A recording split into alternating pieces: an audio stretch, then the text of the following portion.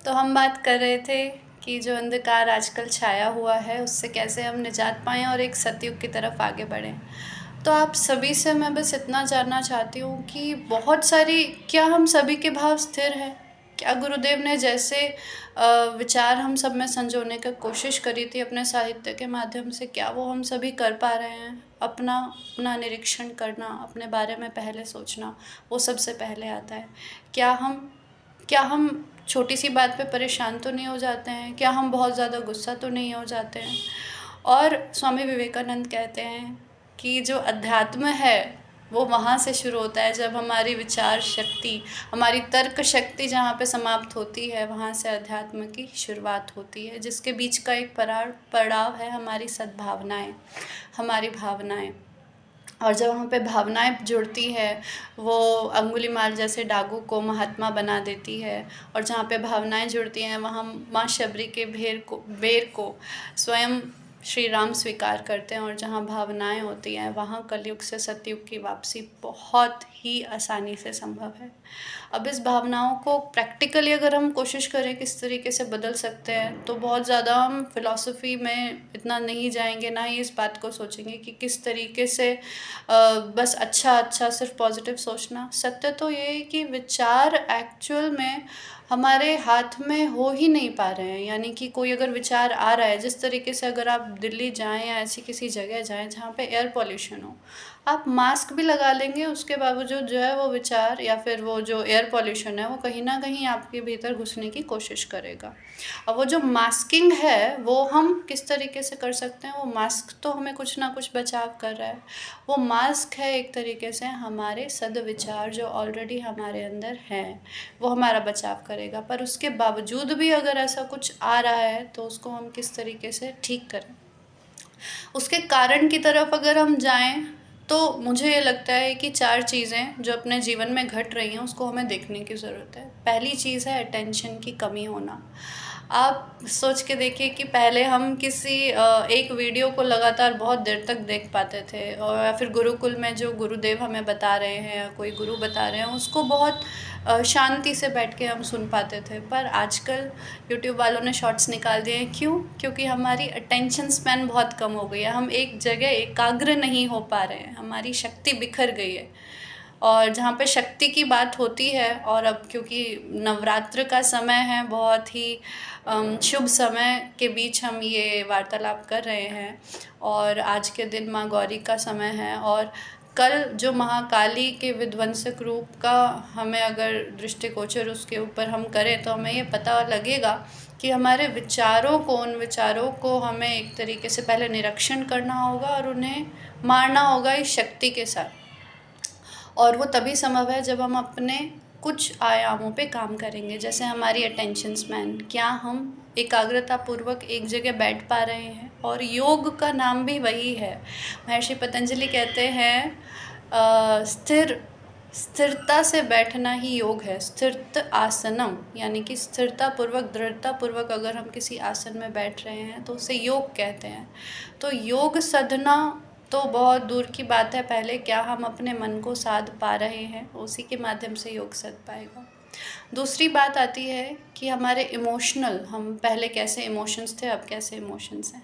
पहले हमें patience level हुआ करता था। एक टाइम था जब चिट्ठियाँ आया जाया करती थी, और अगर चिट्ठी में कोई संदेश आया तो 1-2 दिन लगते थे उसे किसी के यहाँ पहुँचने में, और उसका उत्तर देने में भी काफ़ी समय लगता था, और लोगों में काफ़ी तल्लीनता थी, काफ़ी ज़्यादा वो स्थिर स्वभाव के थे कि अगर समय भी लग रहा है तो समय के साथ वो न्याय करते थे।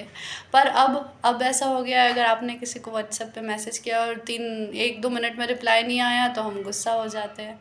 हमारी भावनाओं का उथल पुथल का एक बहुत मुख्य कारण है कि हम किस तरीके से अपने फ़ोन में या फिर इन विचारों के साथ जुड़ते जा रहे हैं, जो हमारी जीवनचर्या को बिगाड़ रहे हैं, हमारी दिनचर्या को बिगाड़ रहे हैं, साथ ही साथ हमारे मन को काफ़ी हद तक बिगाड़ रहे हैं। ये सारी बातें तो हो गई जो हमें सुधार करना है। अब ज़रूरत इस बात की है कि जैसे हम यूट्यूब पे किसी को फॉलो करते हैं, कोई क्रिएटर होता है उसे हम फॉलो करते हैं, मेरे को लगता है कि अब ज़रूरत इस बात की है कि हम सभी इस विश्व के क्रिएटर को फॉलो करना शुरू करें। इस विश्व का क्रिएटर कौन है? इस विश्व का क्रिएटर है हमारे गुरुदेव। विश्व के क्रिएटर हैं जगत गुरु श्री कृष्ण। अगर हम उनके जो उन्होंने उपदेश दिया उन्हें फॉलो करना शुरू करेंगे, उसके बाद से हम सच्चे शिष्य बन पाएंगे। तो इस बात की बहुत ज़रूरत है। दूसरी चीज़ जो सतयुग की वापसी हो या उसके सूर्योदय में बहुत ज़्यादा ज़रूरी है, वो है कुछ गुण। क्षमा का गुण, धैर्य का गुण, उत्साह का गुण, प्रेम का गुण, प्रेम का दिव्य गुण, जो बहुत ही ज़्यादा उपयोगी है। अब हम बात करेंगे कि ये सारे गुण हम अपने जीवन में कैसे लेके आएँ। तो सबसे बड़ा और अच्छा तरीका है अभ्यास से। अभ्यास से तो क्यों ना आज इसी क्षण हम वो अभ्यास शुरू करें, और इस थोड़े समय के बाद हम ऐसी एक प्रैक्टिस भी करेंगे जिसमें हम जानेंगे किस तरीके से हम उस अभ्यास को कर सकते हैं। गुरुदेव ने एक बात कही कि युग परिवर्तन अगर हमें दृष्टिगोचर नहीं भी हो रहा है तो हम इसको मान के बैठें कि वो हो रहा है। किस उद्देश्य से या फिर किस तरीके से हम मानेंगे। तो अगर आप एक चीज़ अगर सोचें कि अगर कोई पुराना खंडहर है उसको अगर तोड़ा जा रहा है या फिर उसकी जगह नई बिल्डिंग की स्थापना होनी है, तो जब वो तोड़ा जाएगा, यानी कि जब उसको पूरी तरीके से हम हटाएंगे उसके बाद ही कोई नया निर्माण हो सकता है। उसी तरीके से जो जितना भी हमें अभी कलयुग का चरम देखने को मिल रहा है, वो एक तरीके से जो है युग निर्माण का दूसरा पक्ष, यानी कि पुरानी या फिर जो पुरानी चीज़ें हैं, खराब चीज़ें, उनको हटाने की ओर हमें समझ में आता है। एक वाक़या आता है जिसमें लाला लाजपत राय और साथ में लाल बहादुर शास्त्री जी ताजमहल को देखने जाते हैं। जब वो वहाँ पे जाते हैं तो फिर लाला लाजपत राय पूछते हैं कि लाल बहादुर शास्त्री जी आप क्या देख रहे हैं? तो शास्त्री जी कहते हैं कि मैं ताजमहल देख रहा हूँ, बहुत सुंदर है। तो लाला लाजपत राय जी पूछते हैं, और ये जो वाक़या है हमारे आदरणीय भैया ने ही सुनाया था। तो वो कहते हैं कि आप ये संगमरमर के कुछ पत्थर देख पा रहे हैं जो हमें दृष्टिगोचर हैं, जो सुंदर हैं, बहुत अच्छे हैं, और कुछ पत्थर ऐसे हैं जो हमें दिखाई नहीं दे रहे हैं पर उनका बहुत बड़ा योगदान है, और वह है नींव के पत्थर। तो वो कहते हैं कि हम दोनों नींव के पत्थर बन जाते हैं। तो अगर हम सब नींव के पत्थर बन पाएँ तो शायद सतयुग का जो सपना है वो हम सभी के आधारभूत खड़ा हो सकता है। शक्ति गुरुदेव की होगी, इसमें कोई संशय नहीं, और उनकी शक्ति अभी भी हमारे साथ है। हम जब बात कर रहे हैं, एक दूसरे के साथ जुड़े हुए हैं, तो शायद वो भी देख रहे होंगे कि किस तरीके से उनके बच्चे एक दूसरे से जुड़े हुए हैं और एक दूसरे से बात कर रहे हैं और मेरे विचारों को इस स्तर तक पहुंचाने की कोशिश कर रहे हैं जिसकी बहुत ज़्यादा ज़रूरत है। और एक ग्रुप में, एक परिवार के रूप में हम एक दूसरे तक पहुंचाने की ज़रूरत को समझ रहे हैं। वो कहते हैं कि कुछ लोग होते हैं जो भीड़ का हिस्सा बनते हैं और कुछ लोग होते हैं जो आगे वाली पंक्ति में खड़े होते हैं। जैसे अगर आपने नोटिस किया होगा कभी कलश यात्रा या फिर ऐसा कोई प्रोग्राम आपने देखा होगा, तो फिर जो एक ग्रुप होता है जो पीछे पीछे चलता है, उसके जो सामने वाले जो लोग होते हैं, भीड़ के सामने या अग्रिम पंक्तियों में जो लोग होते हैं, उनकी जो फ़ोटो है वो सबसे पहले खिंचाई जाती है, या फिर वो पीछे वाले लोगों को एक राह दिखाते हैं। तो गुरुदेव कहते हैं कि जो गायत्री परिवार के सदस्य हैं, जो हम हैं, तो ये हमारा कर्तव्य है कि हम राह दिखाने के लिए इस वातावरण को बदलें। हम शुरुआत तो करें, शुरुआत अपने से ही करें, अपने परिवारजनों से करें, अपने आसपास से करें। हम शुरुआत तो करें और उस अग्रिम पंक्ति में खड़े हो सके। वो सूर्योदय हम पहले अपने भीतर, अगर हमें कुछ भी काम करना है, एग्जाम्पल के लिए अगर आपको प्यास भी लगी, आपको पानी पीने भी जाना है, तो पहले मन में आएगा कि पानी पीना है। आप सभी यहाँ पे भी ये एक्सपेरिमेंट कर सकते हैं। आप सभी अपनी आंखें बंद कीजिए और यहाँ से जो निर्देश दिया जा रहा है आप एक बार उसे फॉलो करने की कोशिश कीजिए। आप सभी अपनी आँखों के सामने एक नीले रंग की चिड़िया को मत देखिए। आप सभी अपने आँखों के सामने नीले रंग की चिड़िया को मत देखिए। आप सभी माँ काली को मत देखिए। माँ काली की तस्वीर अपने आँखों के सामने मत लाइए। और आपका पसंदीदा व्यंजन अपनी आँखों के सामने बिल्कुल मत लाइए। मिठाई, आपकी फेवरेट मिठाई बिल्कुल नहीं, हलवा पूरी बिल्कुल नहीं। आंखें खोल लीजिए।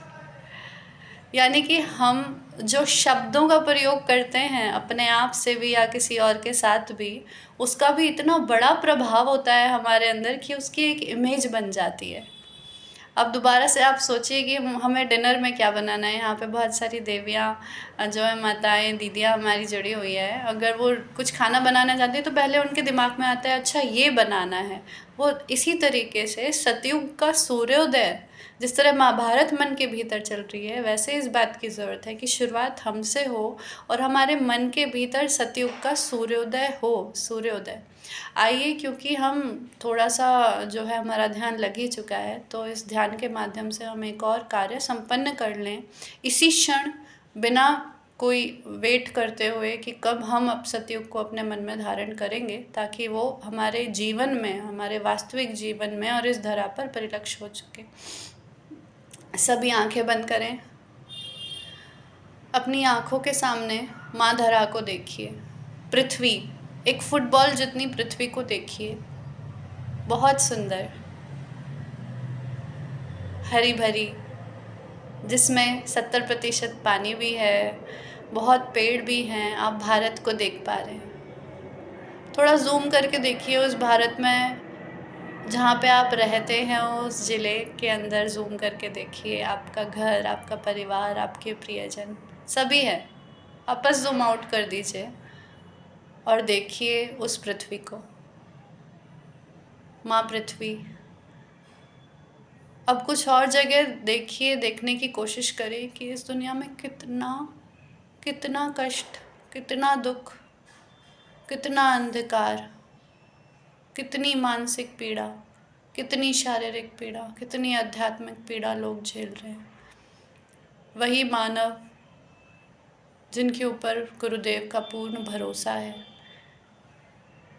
ये भरोसा है कि मानव आग के अंदर जलने तो जा रहा है, पर उंगली जलते ही अपना हाथ वापस खींच लेता है। इतनी समझ मानव में है। तो जिस कलयुग के भीतर भीतर मानव जाता जा रहा है, वो वापस अपना हाथ पीछे करके सतयुग की ओर मुड़ेगा। अब उस पृथ्वी, उस धरा पर आंखें बंद किए किए आप उन सभी दिव्य जनों को याद कीजिए जो आपके पैदा होने से लेकर अब तक जो भी आपसे मिले हों। आप सभी को याद तो नहीं कर पाएंगे, पर सभी को सबसे पहले क्षमा कीजिए। किसी भी बात, किसी भी विचार, किसी भी चीज़ ने आपको कभी कष्ट पहुंचाया हो, उसके लिए उन्हें क्षमा कीजिए। क्षमा का धर्म बचाने की शक्ति, मारने की शक्ति से हमेशा बड़ी होती है। उन गुरु को याद करते हुए जिनका कहना है कि अगर हम एक समंदर में से एक केकड़े को बचाने जाते हैं और वो काटता है, तो उसका स्वभाव है काटना, पर मैं बचाऊंगा क्योंकि मेरा स्वभाव है बचाना। मेरा स्वभाव है क्षमा करना, इसलिए मैं क्षमा कर रहा हूँ हर व्यक्ति को। दूसरा भाव, मैं सभी के लिए आभार व्यक्त कर रहा हूँ। वो व्यक्ति भी जिन्होंने आपके लिए कुछ किया, आपके परिवारजन, सभी के लिए आभार, पूरी पृथ्वी के लिए आभार, धन्यवाद का भावना, बहुत बहुत सारा आभार। जिन्होंने कुछ नहीं किया या जिन्होंने आपको कष्ट दिया, ऐसा आपको प्रतीत होता है, जिनके माध्यम से आप और मजबूत बने, जिनके माध्यम से आपके कर्म कटे, इस जन्म के, पिछले जन्म के, न जाने कितने जन्मों के, उन सभी के प्रति आभार। बहुत बहुत धन्यवाद व्यापन करते हुए एक और बहुत विशेष भाव, प्रेम का भाव। गुरुदेव, परम पूज्य गुरुदेव, जो कहते थे कि बेटा, अगर आपको कोई कहे कि आपके गुरु छल कपट करते हैं, अगर आपके गुरु बस यूं ही महान बनते हैं, तो बेटा मान लेना। पर अगर कोई कहे कि आपके गुरु से ज़्यादा कोई प्रेम करता है, आपके गुरु आपसे प्रेम नहीं करते, तो बिल्कुल मत मानना, नकार देना, क्योंकि प्रेम से बड़ी शक्ति इस पूरे विश्व में कोई नहीं। प्रेम की शक्ति राधा, प्रेम की शक्ति माँ गायत्री, प्रेम रूपी शक्ति, जिसकी वजह से यह वसुदेव कुटुंबकम में संभाव आने वाला है। पूरे विश्व के एक एक कण के प्रति प्रेम को विश्व में दीजिए।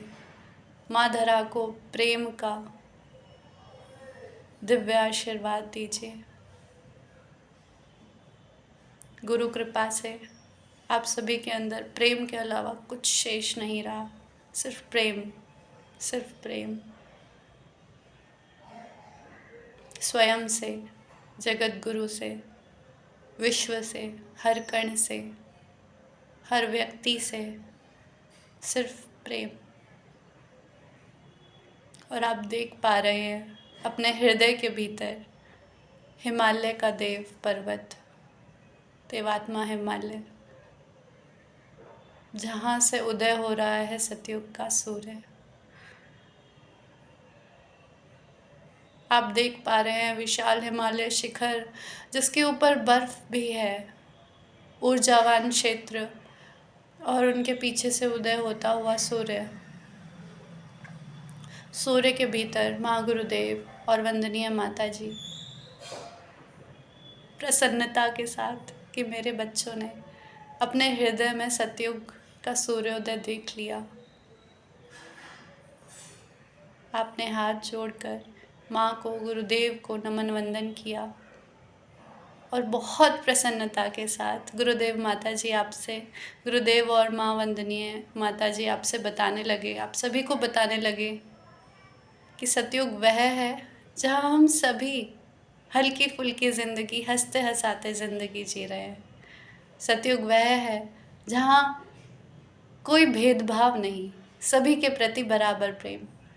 वसुदेव क्योंकि कुटुंबकम, ये पृथ्वी एक परिवार है, तो एक परिवार का एक ही रूल होते हैं। इसलिए इस पूरे विश्व में सिर्फ मानवता एकमात्र धर्म शेष, सिर्फ प्रेम का एक भाव शेष। कोई किसी से लड़ नहीं रहा है, सभी एक दूसरे से अच्छे से बात कर रहे हैं, आत्मीयता का विस्तार कर रहे हैं। आप सभी के अंदर सतयुग घटने लगा है।